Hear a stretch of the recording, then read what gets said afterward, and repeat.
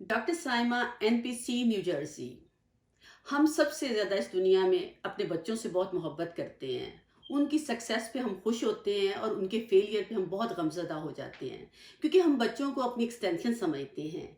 एक छोटी सी माँ जो 18 साल की है, उसका क्वेश्चन ये होता है कि मैं बच्चे होंगे, मैं उनको कैसे रेज़ करूँ? क्योंकि अवेयरनेस है उसको। दूसरी तरफ एक माँ होती है जिसका बच्चा टीनेजर है, वो कहती है मुझे, काश मैं अपने बच्चों के साथ ऐसे ना करती, काश मैं अपने बच्चों के साथ ऐसे ना करती।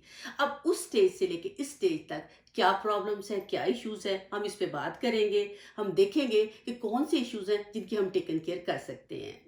अब लोग कहते हैं कि जो पेरेंटिंग है, वो हमेशा एक नया एक्सपीरियंस है। रिसर्च इसके ऑपोजिट कहती है। रिसर्च कहती है ऐसी बात नहीं है। हमेशा पेरेंटिंग हम वही कुछ कर रहे होते हैं जो हमारा एक लर्न्ड बिहेवियर होते हैं। हमारे वालिदैन ने जिस तरह से हमें रेज किया होता है, थ्रू असिमिलेशन एंड अकोमोडेशन हम एक पर्सनैलिटी बनाते हैं। उसी पर्सनैलिटी को हम डिस्प्लेस करते हैं अपने बच्चों के साथ। अब जो घर है वो सबसे ज़्यादा इम्पॉर्टेंट है एक बच्चे की रेजिंग के लिए।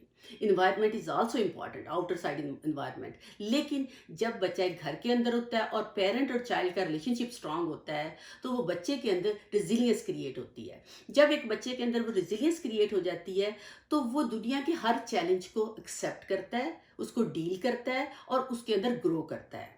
लेकिन अगर बच्चे के अंदर रिजिलियंस नहीं होती है, तो वो हर जगह गिर जाता है। साइकोलॉजी 3 गोल्स बताती है पेरेंटिंग के। सबसे नंबर 1 क्या है कि एक बच्चे को आपने फूड एंड शेल्टर देना।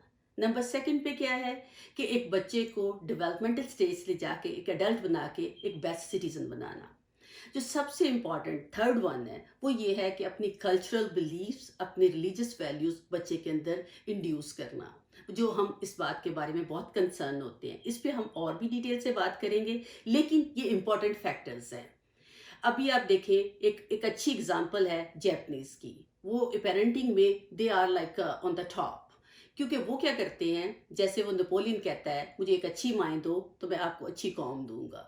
तो वहाँ की औरतें क्या करती हैं, उनके नज़दीक जब वो प्रेग्नेंट होती हैं, उनके बच्चे होते हैं, सबसे इंपॉर्टेंट जो होती है वो बच्चों की तरबियत होती है। और 6-7 साल के बच्चे को पता होता है what is sharing and caring, जो हमारे बच्चों को बहुत बड़े होने तक भी पता नहीं चलता है। तो वो एक अच्छी एग्जाम्पल है हमारे पास। वो कहते हैं ना, एक बच्चे को रेस करने के लिए हमें पूरा विलेज चाहिए। मैं ये सोचती हूँ कि वो विलेज कहाँ चला गया है, क्यों नहीं है वो लोग, क्यों नहीं है वो सोसाइटी। तो मेरी ये कोशिश है, चले मिलके हम एक विलेज बनाते हैं जहाँ पे हम अपने बच्चों को एक सेफ एनवायरनमेंट दे सकें, जहाँ पे हम सेफ हों, हमारे बच्चे सेफ हों। Stay tuned, see you next time. Thank you.